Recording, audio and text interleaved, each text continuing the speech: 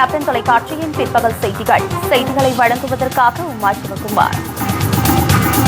முக்கிய செய்திகள். தாக்கல் செய்யப்பட்ட பட்ஜெட்டில் வருமான உச்சவரம்பில் மாற்றமில்லை. புகையிலை பொருட்கள் மீதான வரியை உயர்த்தி நிதியமைச்சர் அருண்ஜேட்லி அறிவிப்பு.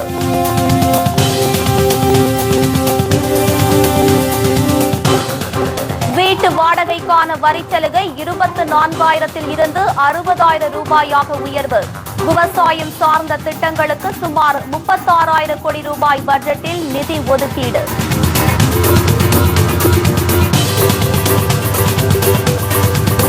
சட்டப்பேரவை தேர்தலில் தேமுதிக சார்பில் போட்டியிடுவதற்கு விருப்ப மனு அளித்தவர்களுக்கு இன்று 8வது நாளாக நேர்காணல் நடைபெற்று வருகிறது. சென்னை, திருச்சி மாவட்டங்களை சேர்ந்தவர்கள் உற்சாகத்துடனும் ஆர்வத்துடனும் பங்கேற்பு.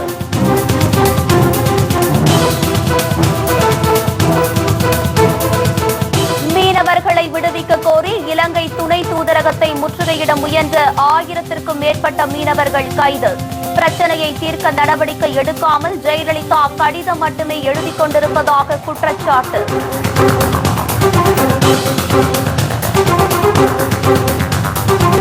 சென்னை ஆர்கே நகர் பகுதியில் வீடுகள் ஒதுக்கப்பட்டதில் முறைகேடு. பாதிக்கப்பட்டவர்கள் சாலை மறியல்.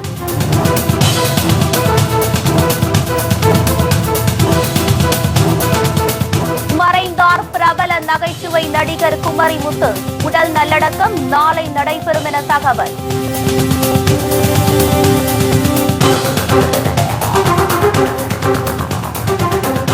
விரிவான செய்திகள். சட்டப்பேரவை தேர்தலில் சென்னை மற்றும் திருச்சி மாவட்டங்களில் உள்ள தொகுதியில் தேமுதிக சார்பில் போட்டியிட விருப்ப மனு அளித்தவர்களுக்கான நேர்காணல் கேப்டன் முன்னிலையில் இன்று நடைபெற்று வருகிறது. தமிழகம் மற்றும் புதுச்சேரி சட்டப்பேரவை தேர்தலில் தேமுதிக சார்பில் போட்டியிட விருப்ப மனு அளித்தவர்களுக்கான நேர்காணல் கடந்த 22ஆம் தேதி முதல் நடைபெற்று வருகிறது. 8ஆம் நாளான இன்று நடைபெற்று வரும் நேர்காணலில் திருச்சி, வடசென்னை, மத்திய சென்னை, தென்சென்னை ஆகிய மாவட்டங்களை சேர்ந்த தேமுதிகவினர் ஆர்வத்துடனும் உற்சாகத்துடனும் கலந்து கொண்டுள்ளனர். கேப்டன் விஜயகாந்த் மற்றும் தலைமை கழக நிர்வாகிகள் இந்த நேர்காணலை நடத்தி வருகின்றனர். தருமபுரி, கிருஷ்ணகிரி, வேலூர், புதுச்சேரி ஆகியவற்றில் உள்ள சட்டசபை தொகுதிகளில் தேமுதிக சார்பாக போட்டியிட விருப்ப மனு செய்தவர்களுக்கான நேர்காணல் நாளை நடைபெறுகிறது. நேர்காணலுக்கு வரும்போது கழக உறுப்பினர் அட்டை, வாக்காளர் அடையாள அட்டை, கல்வி சான்றிதழ், தனி தொகுதிக்கு தேவையான ஜாதி சான்றிதழ் ஆகியவற்றின் அசல் சான்றிதழ்களை கண்டிப்பாக கொண்டுவர வேண்டும் என்று தேமுதிக தலைமை கழகம் அறிவுறுத்தியுள்ளது. வருமான வரி விதிப்பில் பெரிய அளவில் மாற்றம் இல்லாத பொது பட்ஜெட்டை மத்திய நிதியமைச்சர் அருண்ஜேட்லி நாடாளுமன்றத்தில் இன்று தாக்கல் செய்தார். நாடாளுமன்ற கூட்டத்தொடர் கடந்த 23ஆம் தேதி தொடங்கியது. இதன் ஒரு பகுதியாக மத்திய அமைச்சர் சுரேஷ் பிரபு கடந்த 25ஆம் தேதி ரயில்வே பட்ஜெட்டை தாக்கல் செய்தார். இதைத் தொடர்ந்து பல்வேறு எதிர்பார்ப்புகளுக்கு இடையே 2016-17ஆம் ஆண்டுக்கான பொது பட்ஜெட்டை நிதியமைச்சர் அருண்ஜேட்லி நாடாளுமன்றத்தில் இன்று தாக்கல் செய்தார். அப்போது பாஜக தலைமையிலான மத்திய அரசு விவசாய வளர்ச்சி, நிதித்துறை மேம்பாடு, எளிதில் தொழில் தொடங்குவதற்கான வழிமுறைகள் உள்ளிட்ட 9 அம்சங்களை கொண்ட பட்ஜெட்டை தாக்கல் செய்வதாக அருண்ஜேட்லி தெரிவித்தார். தொடர்ந்து விவசாயம் மற்றும் விவசாயம் சார்ந்த திட்டங்களுக்கு 35,984 கோடி ரூபாய் ஒதுக்கீடு செய்யப்படும் என்றும் மார்ச் 31ஆம் தேதிக்குள் விவசாயம் சார்ந்த 23 முக்கிய திட்டங்கள் நடைமுறைப்படுத்தப்படும் என்று அவர் தெரிவித்தார். நீர்ப்பாசன திட்டங்களுக்கு 17,000 கோடி ரூபாய் ஒதுக்கீடு செய்ததன் மூலம் 28 லட்சம் ஏக்கர் விவசாய நிலங்கள் மேம்படுத்த திட்டமிடப்பட்டுள்ளதாகவும் அடுத்த 5 ஆண்டுகளில் நாட்டில் உள்ள விவசாயிகளின் வருவாயை இரட்டிப்பாக்க மத்திய அரசு திட்டமிட்டுள்ளதாகவும் அவர் தெரிவித்தார். ஏழை எளிய மக்கள் பயன்பெற்று வரும் 100 நாள் வேலை திட்டத்திற்கு 38,500 கோடி ரூபாய் ஒதுக்கீடு செய்யப்பட்டுள்ளதாகவும் 2018ஆம் ஆண்டு மே மாதம் 1ஆம் தேதிக்குள் நாட்டில் உள்ள அனைத்து கிராமங்களுக்கும் மின்சாரம் வழங்க இலக்கு நிர்ணயிக்கப்பட்டுள்ளதாகவும் அருண்ஜேட்லி தெரிவித்தார். 2015ஆம் ஆண்டு வரை 80% விவசாயிகள் காப்பீடு இல்லாமல் இருந்த நிலையில் பயிர் காப்பீடு திட்டத்திற்கு 5,500 கோடி ரூபாய் நிதி ஒதுக்கீடு செய்யப்பட்டுள்ளதாகவும் அவர் கூறினார். தூய்மை இந்தியா திட்டத்திற்கு 9,000 கோடி ரூபாய் ஒதுக்கீடு செய்யப்பட்டுள்ளதாகவும் வறுமை கோட்டிற்கு கீழ் உள்ள குடும்பங்களுக்கு குறைந்த விலையில் சமையல் எரிவாயு சிலிண்டர் வழங்க மத்திய அரசு முடிவு செய்துள்ளதாக தெரிவித்த நிதியமைச்சர் பிரதமர் நரேந்திர மோடியின் வேண்டுகோளின்படி 75 லட்சம் நடுத்தர குடும்பங்கள் எரிவாயு சிலிண்டர் இணைப்பை விட்டுக் கொடுத்துள்ளதாகவும் கூறினார். மூத்த குடிமக்களுக்கு 1 லட்சம் ரூபாய் வரை மருத்துவ காப்பீடு திட்டம் அறிமுகம் செய்யப்பட உள்ளதாக கூறிய அருண்ஜேட்லி, நாடு முழுவதும் 3000 பொது மருந்து கடைகள் திறக்கப்படும், நாட்டின் அனைத்து மாவட்டங்களிலும் சிறுநீரக மருத்துவமனைகள் அமைக்கப்படும் என்று கூறினார். சாலை மற்றும் நெடுஞ்சாலை திட்டங்களுக்கு 97,000 கோடி ரூபாய் நிதி ஒதுக்கீடு செய்யப்படுவதாகவும், கிடப்பில் போடப்பட்டுள்ள 85% திட்டங்கள் விரைந்து செயல்படுத்தப்படும், 50,000 கிலோமீட்டர் மாநில நெடுஞ்சாலைகள் தேசிய நெடுஞ்சாலைகளாக மாற்றப்படும் என தெரிவித்தார். தொழிலாளர் வருங்கால வைப்பு நிதிக்கு 1000 கோடி ரூபாய் நிதி ஒதுக்கீடு செய்யப்படுவதாகவும், அடுத்த 3 ஆண்டுகளில் புதிதாக PF கணக்கு தொடங்குபவர்களுக்கு 8.3% அளவுக்கு அரசு கூடுதலாக நிதி வழங்கும் என்று கூறினார். சிறு குறு நிறுவனங்களின் வரிச்சலுகை உச்சவரம்பு 2 கோடியாக அதிகரிக்கப்படும் என்றும், வீட்டு வாடகைக்கான வரிச்சலுகை 24,000 இருந்து 60,000 உயர்த்தப்படும் என்றும், வருமான வரி கழிவு 2,000 ரூபாயிலிருந்து 5,000 ரூபாயாக உயர்த்தப்படும் என்று அவர் கூறினார். வாடகை வருமானம் பெறாத சொந்த வீட்டுக்கான வரிசலுகை அதிகரிக்கப்படும் என்றும், 5 லட்சத்திற்கு குறைவான வருவாய் உள்ளவர்களுக்கு 3,000 ரூபாய் வரை வரி சலுகை அளிக்கப்படும் என்று நிதியமைச்சர் தெரிவித்தார். வரிச்சலுகை 2 கோடியாக அதிகரிக்கப்பட்டுள்ளதாகவும், மொத்த செலவினம் 19.78 லட்சம் கோடி ரூபாய் என்றும், வருவாய் பற்றாக்குறை 2.5% உள்ளதாகவும் நிதியமைச்சர் அப்போது தெரிவித்தார். 5 லட்சத்திற்கு குறைவான வருவாய் உள்ளவர்களுக்கு 3,000 ரூபாய் வரிச்சலுகை, ஓய்வூதிய நிதியில் இருந்து 40% திரும்ப பெறுவோருக்கு முழு வரிச்சலுகை அளிக்கப்படும், சமூக பாதுகாப்பு திட்டங்களுக்கு ஆதார் எண் இணைக்கப்படும் என்றும் நிதியமைச்சர் கூறினார். மேலும் புகையிலை பொருட்கள் மீதான உற்பத்தி வரி 10 முதல் 15% உயர்த்தப்படுவதாகவும், கருப்பு பணம் வைத்திருப்போருக்கு 45% வரை வரி விதிக்கப்படும் என்று கூறினார். பிரதமர் மோடி தலைமையிலான தேசிய ஜனநாயக கூட்டணி அரசின் 3வது பொது பட்ஜெட்டை நிதியமைச்சர் அருண்ஜேட்லி இன்று தாக்கல் செய்தார்.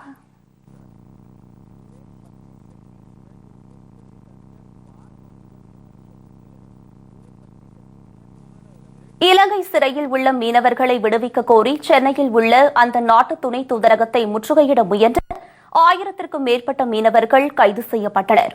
இலங்கை சிறையில் அடைக்கப்பட்டுள்ள 29 மீனவர்கள் மற்றும் 78 படகுகளை விடுவிக்க வேண்டும் என்பது போராட்டத்தில் ஈடுபட்டவர்களின் கோரிக்கையாகும். இதனை வலியுறுத்தி சென்னை, நாகை, திருவாரூர், தஞ்சாவூர், காரைக்கால் உள்ளிட்ட 9 மாவட்டங்களை சேர்ந்த மீனவர்கள் பேரணியாக சென்று சென்னையில் உள்ள இலங்கை துணை தூதரகத்தை முற்றுகையிட முயன்றனர். ஆனால் அதற்கு போலீசார் எதிர்ப்பு தெரிவித்ததால் இருதரப்பினருக்கும் இடையே கடும் தள்ளுமுள்ளு ஏற்பட்டது. மீனவர்களை விடுவிக்க மத்திய அரசுக்கு அழுத்தம் கொடுக்காமல் முதலமைச்சர் ஜெயலலிதா கடிதம் மட்டும் எழுதுவதற்கு அப்போது அவர்கள் கடும் கண்டனம் தெரிவித்தனர்.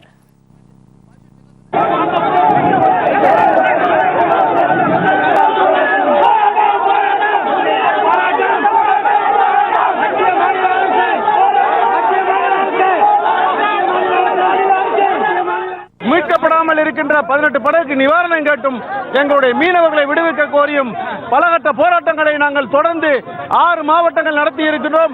எந்தவித பலனும் கிடைக்கல. மத்திய அரசு மௌனமாக கண்மூடித்தனமாக இருக்கிறது. ஆகையால் இன்றைக்கு கச்சதீவு பகுதியை மீன்பிடிக்கின்ற உரிமை, பாரம்பரிய இடத்திலே மீன்பிடிக்கிற உரிமை, படகுகளை மீட்கக்கூடிய பிரச்சனை, இதெல்லாம் மனதில் வைத்து இன்னைக்கு இலங்கை தூதரகத்தை நாங்கள் முற்றுகை போராட்டம் நடத்த இருக்கிறோம். இந்த முற்றுகை போராட்டத்திலே 9 மாவட்டங்கள் கலந்து கொண்டிருக்கிறது. இலங்கை துணை தூதரகத்தை முற்றுகையிடும் போராட்டத்தில் ஈடுபட்ட ஆயிரக்கணக்கான மீனவர்களை போலீசார் கைது செய்தனர்.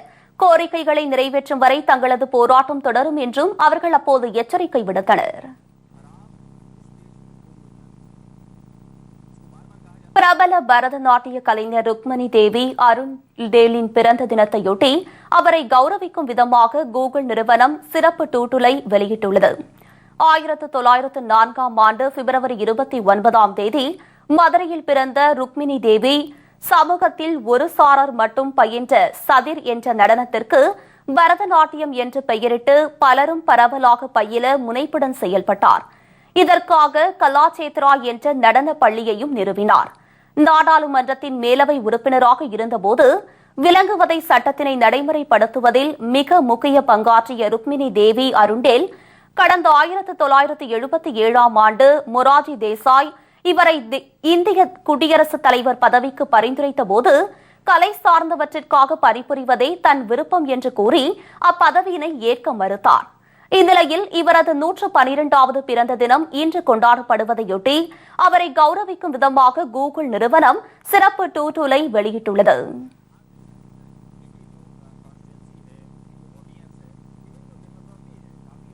பிரபல நகைச்சுவை நடிகர் குமரிமுத்து உடல்நலக் குறைவால் காலமானார். அவருக்கு வயது 77. உடல்நலம் பாதிக்கப்பட்டு சென்னை ஆழ்வார்பேட்டையில் உள்ள மருத்துவமனையொன்றில் சிகிச்சை பெற்று வந்த அவர் சிகிச்சை பலனின்றி இன்று காலமானார். அவரது உடலுக்கு திரையுலக பிரபலங்கள் இரங்கல் தெரிவித்து வருகின்றனர். குமரிமுத்துவின் உடல் நாளை நல்லடக்கம் செய்யப்படும் என்று அவரது உறவினர்கள் தெரிவித்துள்ளனர். குமரிமுத்தோட மருமகன் பேசுகிறேன். அவருக்கு உடம்பு சரியில்லாமல் சனிக்கிழமை காலையில் ஹாஸ்பிட்டல் அட்மிட் பண்ணேன். நேற்று காலையில் ஒரு 12:30 மணிக்கு, ஏதாவது இன்றைக்கி விடிய காலையில் ஒரு 12:30 மணிக்கு தவறிட்டாருங்க. கொஞ்சம் இன்ஃபெக்ஷன், கொஞ்சம் உடம்பு சரியில்லை அப்படின்னாங்க. வீசிங் ப்ராப்ளத்தினால அந்த மாதிரி வந்தேன். 1978ஆம் ஆண்டு இவள் ஒரு சீதை திரைப்படத்தின் மூலம் அறிமுகமான குமரிமுத்து தனது வித்தியாசமான சிரிப்பினால் மக்களை சிரிப்பூட்டி பிரபலமானார். கேப்டன் விஜயகாந்த் நடித்த ஊமை விழிகள், முள்ளும் மலரும், இது நம்ம ஆளு உள்பட 500க்கும் மேற்பட்ட திரைப்படங்களில் அவர் நடித்துள்ளார்.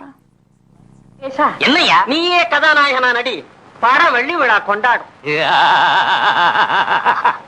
நல்ல வேளை நீயே ஞாபகப்படுத்தினையா. கதாநாயகன் தேவன் இருப்பானே சொன்னானே, 4 பைப் இருக்குன்னு வேற சொன்னானே, 4 டூயட் இருக்குன்னு இருப்பானே சொன்னானே, சினிமா ஸ்கோப் இருப்பானே, ஹாப் இருக்குன்னு வேற சொன்னானே. அந்த ஆள் ஒழுங்கா சம்பளம் வாங்கிட்டு இருக்க, அவருக்கு எடுக்க வந்திருக்கியா? மறுபடியும் அந்த காலேஜ் பக்கம் பார்த்தேன், 100க்கு போன் பண்ணுவேன். மிரட்டுறிய? என்ன மிரட்டுறிய? மிரட்டுவேன். உன்னையெல்லாம் கதாநாயகனா போடுறதை விட நானே கதாநாயகனா நடிக்கலாம்.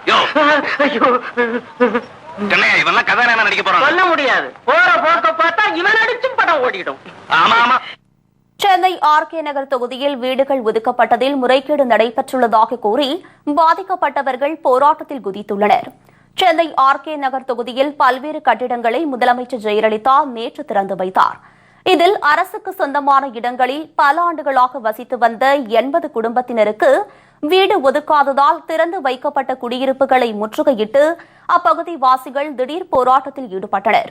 இந்நிலையில் 160 வீடுகளை இத்தொகுதியின் முன்னாள் எம்எல்ஏ வெற்றிவேல் உள்ளிட்ட அதிமுகவினர் 4 முதல் 5 லட்சம் ரூபாயை பெற்றுக்கொண்டு முறைகேடாக வெளியாட்களுக்கு ஒதுக்கியுள்ளதாக கூறி பாதிக்கப்பட்டவர்கள் சாலை மறியலில் ஈடுபட்டனர். இதைத் தொடர்ந்து போராட்டத்தில் ஈடுபட்டவர்களை போலீசார் கைது செய்தனர்.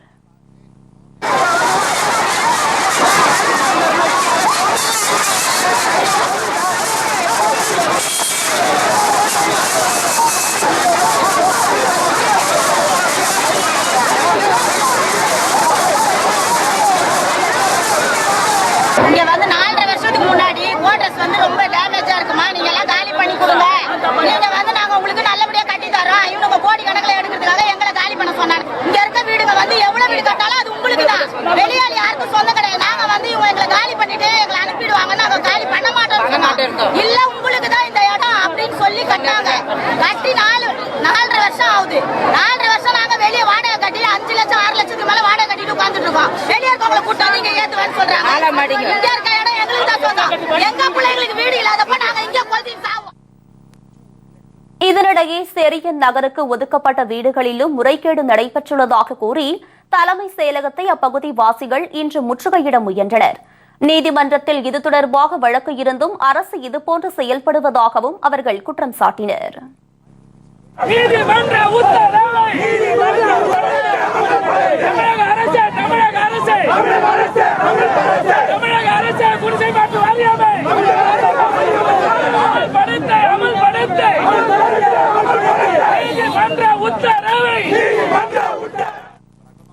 ஆட்சி முடியும் அந்திம காலத்தில் தங்கள் கஜானாக்களை வேகமாக நிரப்பும் பணியில் அதிமுகவினர் ஈடுபட்டு வருகின்றனர். இதற்கு அரசும் நல்ல ஒத்துழைப்பு அளித்து வருகிறது. இதனால் அரசு பணிகளில் நியமனம் தொடங்கி சகலத்திலும் ஊழல் கொடிக்கட்டி பறப்பது குறிப்பிடத்தக்கது.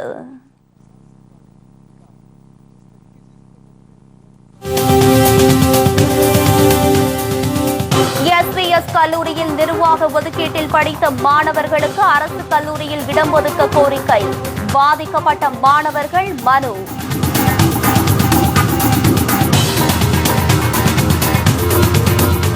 வீட்டு ஜன்னல் கம்பியை உடைத்து 40 சவரன் நகைகள் கொள்ளை, மர்ம நபர்கள் கைவரிசை. மற்றும் பல செய்திகள் ஒரு சிறிய இடைவெளிக்கு பிறகு. கள்ளக்குறிச்சி எஸ்விஎஸ் கல்லூரியில் நிர்வாக ஒதுக்கீட்டில் படித்த மாணவர்களுக்கு அரசு கல்லூரியில் இடம் ஒதுக்க வேண்டுமென கோரிக்கை எழுந்துள்ளது. விழுப்புரம் மாவட்டம் பங்காரம் எஸ்விஎஸ் இயற்கை மற்றும் யோகா மருத்துவக் கல்லூரியில் படித்த மோனிஷா உள்ளிட்ட 3 மாணவிகள் கடந்த மாதம் 23ஆம் தேதி மர்மமான முறையில் உயிரிழந்தனர். பின்னர் இது தொடர்பாக கல்லூரி தாளாளர் வாசுகி, அவரது மகன் ஸ்வாகர் வர்மா, கல்லூரி முதல்வர் கலாநிதி, உதவியாளர் வெங்கடேஷ் ஆகிய 4 பேரும் கைது செய்யப்பட்டனர். கல்லூரி மூடப்பட்டது. இதைத் தொடர்ந்து அந்த கல்லூரியில் படித்த மாணவர்கள் அரசு கல்லூரிக்கு மாற்றம் செய்யப்பட்டனர். ஆனால் கல்லூரியின் நிர்வாக ஒதுக்கீட்டில் படித்த மாணவர்களுக்கு அரசு கல்லூரியில் இடம் ஒதுக்க வேண்டும் என்று கோரிக்கை எழுந்துள்ளது. திருச்சியில் வீட்டு ஜன்னல் கம்பியை உடைத்து 40 சவரன் நகைகள் மற்றும் 1.5 லட்சம் ரூபாய் ரொக்கம் கொள்ளையடிக்கப்பட்ட சம்பவம் பரபரப்பை ஏற்படுத்தியுள்ளது. ஸ்ரீரங்கம் சாரி தெருவை சேர்ந்த சுகுமார் என்பவரது வீட்டில்தான் இந்த கொள்ளை சம்பவம் அரங்கேறியுள்ளது. தனியார் நிறுவனத்தின் விற்பனை மேலாளராக பணிபுரியும் இவர் தமது மனைவியுடன் பெங்களூரில் உள்ள உறவினர் வீட்டிற்கு சென்றுள்ளார். இதனால் வீட்டில் ஆள் இல்லாததை பயன்படுத்தி வீட்டு ஜன்னல் கம்பியை உடைத்து உள்ளே புகுந்த மர்ம நபர்கள் பீரோவில் இருந்த 40 சவரன் நகைகள் 1,20,000 ரூபாய் ரொக்கத்தை அள்ளி சென்றுள்ளனர். பின்னர் இது தொடர்பாக அளிக்கப்பட்ட புகாரின் பேரில் வழக்கு பதிவு செய்த போலீசார் விசாரணை மேற்கொண்டு வருகின்றனர். கன்னியாகுமரி மாவட்டம் குலசேகரத்தில் கால்வாயில் குளிக்க சென்று மாயமான மாணவனை தீயணைப்புத் துறையினர் தீவிரமாக தேடுதல் வேட்டையில் ஈடுபட்டு வருகின்றனர். மாமூடுவை சேர்ந்த மணி என்பவரது மகன் விஷ்ணு தமது நண்பர்களுடன் மங்களத்தில் உள்ள கால்வாயில் நேற்று குளிக்க சென்றுள்ளார். இந்நிலையில் கால்வாயில் அளவுக்கு அதிகமான நீர்வரத்தின் காரணமாக விஷ்ணுவை தண்ணீர் இழுத்து சென்றுள்ளது. இதைத் தொடர்ந்து பொதுமக்கள் உதவியுடன் மாணவனை தேடும் பணியில் தீயணைப்புத் துறையினர் ஈடுபட்டு வருகின்றனர். தமிழக அரசு அறிவித்தபடி கரும்பு டன் ஒன்றுக்கு 2,650 ரூபாயை தனியார் சர்க்கரை ஆலைகளிடமிருந்து பெற்றுத்தர வேண்டும் என்று விவசாயிகள் கோரிக்கை விடுத்துள்ளனர். கடலூரில் மாவட்ட ஆட்சியர் சுரேஷ்குமார் தலைமையில் நடைபெற்ற குறைதீர்ப்பு கூட்டத்தில் இது தொடர்பான கோரிக்கை மனுவை அவர்கள் அளித்தனர். மேலும் தனியார் சர்க்கரை ஆலைகளிடம் இருந்து நிலுவைத் தொகையை வழங்காமல் இழுத்தடித்து வருவதாகவும் அவர்கள் குற்றம் சாட்டியுள்ளனர். உலக நன்மை வேண்டி சேலம் கோட்டை அழகிரிநாதர் திருக்கோவிலில் நடைபெற்ற திருக்கல்யாண நிகழ்ச்சியில் ஆயிரக்கணக்கான பக்தர்கள் கலந்து கொண்டு சுவாமி தரிசனம் செய்தனர். உலக நன்மை வேண்டியும் திருமண பாக்கியம் பெறவும் கோட்டை அழகிரிநாதர் திருக்கோவிலில் சுந்தரராஜ பெருமாள் தாயாருக்கு சிறப்பு அபிஷேகங்கள் மற்றும் ஆராதனைகள் நடைபெற்றன. இதைத் தொடர்ந்து திருமண உடையில் திருக்கோவில் உட்பிரகாரத்தில் ஊர்வலமாக வந்த பின்னர் திருமண மேடைக்கு சுவாமிகள் அழைத்து வரப்பட்டனர். வேத விற்பனர்கள் மந்திரம் முழங்க சிறப்பு ஹோமம் நடைபெற்றது. இதைத் தொடர்ந்து ஆயிரக்கணக்கான பக்தர்கள் முன்னிலையில் மங்கள வாத்தியம் முழங்க திருக்கல்யாணம் வெகு சிறப்பாக நடைபெற்றது.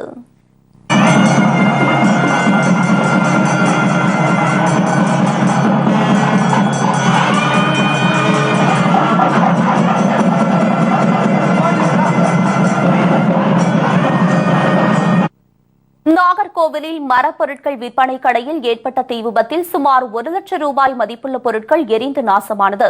நாகர்கோவில் பீச் ரோடு சந்திப்பு அருகில் உள்ள மரப்பொருட்கள் விற்பனை செய்யும் கடையில் திடீரென தீ விபத்து ஏற்பட்டுள்ளது.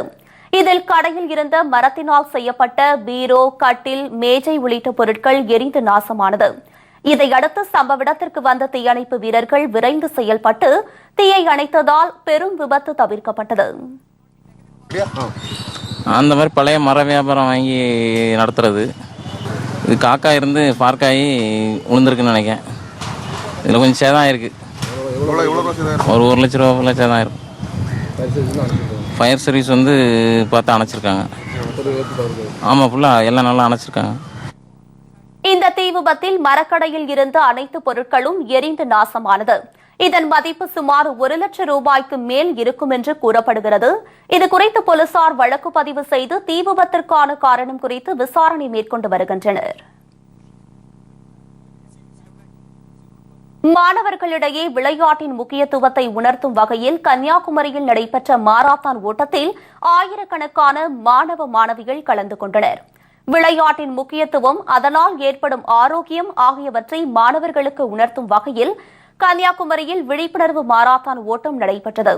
3 பிரிவுகளாக நடத்தப்பட்ட இந்த ஓட்டத்தில் மாவட்டத்தின் பல்வேறு பகுதிகளைச் சேர்ந்த 1000க்கும் மேற்பட்ட மாணவ மாணவிகள் பங்கேற்றனர். மாரத்தான் போட்டியானது நம்ம இங்கே உள்ள விளையாட்டு வீரர்களின் ஒரு எழுச்சிக்காக நாங்கள் நடத்தினது. இது கன்னியாகுமரியிலேருந்து அண்ணா ஸ்டேடியம் வர மென்னுக்கு 21.5 கிலோமீட்டர்ஸ், விமனுக்கும் அது இது ஓப்பன் கேட்டகரி, கன்னியாகுமரியும் சுசீந்திரம் ஓப்பன் கேட்டகரி. நம்ம மாவட்ட ஸ்கூல் பிள்ளைங்களுக்கு ஒரு எழுச்சியை கொண்டு வரணும் அப்படின்னு ஒரு ஃப்ரீ கேட்டகரி எட்லாக்குடியிலேருந்து ஸ்டேடியம் வரைக்கும். இதுக்கு first prize 10,000 rupees, second prize 8,000 rupees, third prize 7,000 ருபீஸ்னு இது பண்ணி கொடுத்துருக்கோம். பொதுத் தேர்வில் அதிக மதிப்பெண் பெற வேண்டி பவானியில் மாணவ மாணவிகள் சிறப்பு யாகம் நடத்தினர். ஈரோடு மாவட்டம் பவானியில் உள்ள கூடுதுறையில் பழமை வாய்ந்த சங்கமேஸ்வரர் கோவில் அமைந்துள்ளது. இந்த கோவிலில் 10ஆம் வகுப்பு மற்றும் 12ஆம் வகுப்பு மாணவ மாணவிகள் பொதுத் தேர்வில் அதிக மதிப்பெண் பெற வேண்டி 108 திவ்ய பொருட்களுடன் தட்சிணாமூர்த்திக்கு சிறப்பு யாகம் நடத்தினர். யாகத்தில் கலந்து கொண்ட மாணவ மாணவியர்கள் அனைவருக்கும் பூஜிக்கப்பட்ட சிவப்பு கயிறு பிரசாதமாக வழங்கப்பட்டது. 12th ஸ்டாண்டர்ட் படிக்கிறேன். எஸ்எஸ்எம்மில் கூடுதுறை கோயிலுக்கு 12th எக்ஸாம் நல்லா எழுதணும் அப்படிங்கிறதுக்காக தட்சிணாமூர்த்தியாகவும் வளர்த்துறாங்க. அதில் கலந்துக்கிட்டோம். ரொம்ப சிறப்பாக இருந்துச்சு.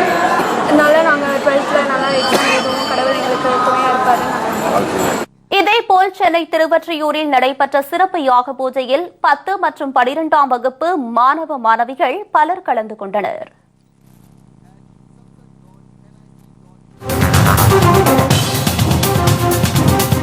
ஹாட்ரிக் வெற்றியை பெறுமா இந்தியா? இலங்கையுடன் நாளை பல பரீட்சை. விவரம் இடைவெளிக்கு பிறகு.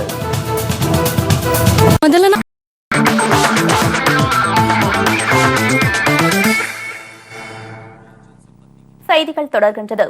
தஞ்சை அருகே பள்ளி மாணவ மாணவிகளிடையேயான மாநில அளவிலான கராத்தே போட்டியில் ஏராளமானோர் ஆர்வத்துடன் கலந்து கொண்டு தங்கள் திறமைகளை வெளிப்படுத்தி வருகின்றனர். தஞ்சை அருகே உள்ள தனியார் திருமண மண்டபத்தில் மாநில அளவிலான பள்ளி மாணவர்களுக்கான கராத்தே போட்டி நடைபெற்றது. இப்போட்டியை முன்னாள் அமைச்சர் உபயத்துல்லா துவக்கி வைத்தார். தஞ்சை, கன்னியாகுமரி, திருநெல்வேலி, திருச்சி உள்பட 15 மாவட்டங்களில் இருந்து 450க்கும் மேற்பட்ட பள்ளி மாணவர்கள் ஆர்வத்துடன் கலந்து கொண்டனர். வயது பிரிவின் அடிப்படையில் 3 பிரிவுகளாக நடைபெற்று வரும் இப்போட்டியினை ஏராளமானோர் கண்டு ரசித்தனர். ஆசிய கோப்பை கிரிக்கெட் போட்டியில் ஹாட்ரிக் வெற்றியை பெறும் முனைப்பில் இந்திய அணி நாளை இலங்கையை எதிர்கொள்கிறது. ஆசிய கோப்பை 20 ஓவர் கிரிக்கெட் போட்டி வங்கதேசத்தில் நடைபெற்று வருகிறது. இதில் வங்கதேசம் மற்றும் பாகிஸ்தானுக்கு எதிரான முதல் 2 லீக் போட்டிகளில் அபார வெற்றி பெற்றுள்ள இந்திய அணி புள்ளி பட்டியலில் முதலிடத்தில் உள்ளது. இந்நிலையில் மிர்பூரில் நாளை நடைபெறும் போட்டியில் இந்திய அணி இலங்கையை எதிர்கொள்கிறது.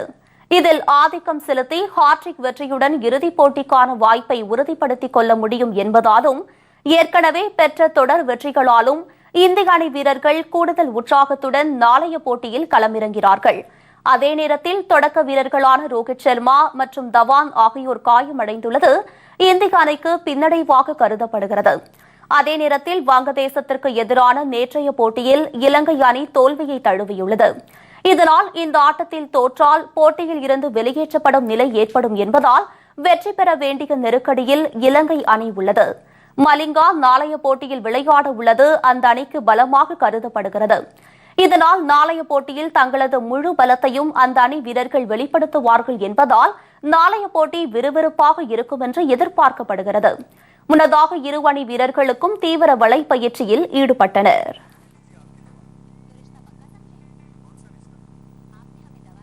இத்துடன் செய்திகள் நிறைவடைகிறது. மீண்டும் செய்திகள் மாலை 6 மணிக்கு.